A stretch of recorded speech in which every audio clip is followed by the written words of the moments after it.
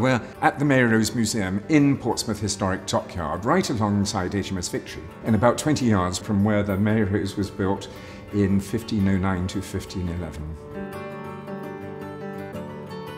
Divers went out there, led by Alex McKee.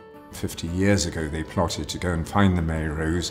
It took them 6 years of searching before they found it, 11 years of excavation, in what has become, and still is, the world's largest maritime excavation. The Mary Rose was built by Henry VIII when he came to the throne. It was his favourite ship. It's the first ship of our standing navy. But what is important for this collection, this is the only 16th century ship on display anywhere in the world. 19,000 artefacts found from within her. It is the English tomb of Tutankhamun. It's the English Pompeii. There's nothing like it. It is the world of 1545, absolutely intact to the last detail. There is no similar representation of the high Renaissance anywhere in Europe. This range from the precious to the everyday is unique. I feel like the captain of a ship here, and they are my men. We have their human remains. When I look at them, we've reconstructed their faces to see what they look like. I feel a certain responsibility to them for telling their story. We've been conserving the ship ever since 1982. Meanwhile, we built this museum around the ship, sitting in a Grade 1 listed ancient monument, which is the dry dock.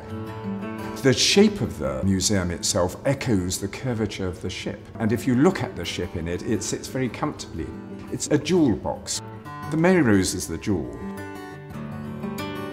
It is deliberately a dark museum, not only for the conservation process that's underway, but also to give the impression you're on board a ship. Rather extraordinarily, as they walk down the centre line of the mirror image, people often turn to our wonderful volunteers and say, "How have you got the deck moving?" We haven't. But it curves with the curvature of the ship. There's the sound, just the gentle creaking sound of the ship moving at sea. It comes alive. People are deeply moved by it.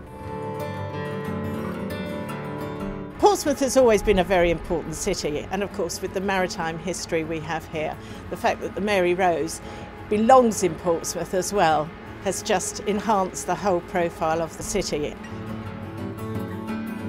2013 has been a remarkable year. We opened the museum at the end of May, and since then we've been nearly overwhelmed by visitors. We've had something like 400,000 through in these 10+ months. Vastly successful, a huge educational program, wonderful feedback.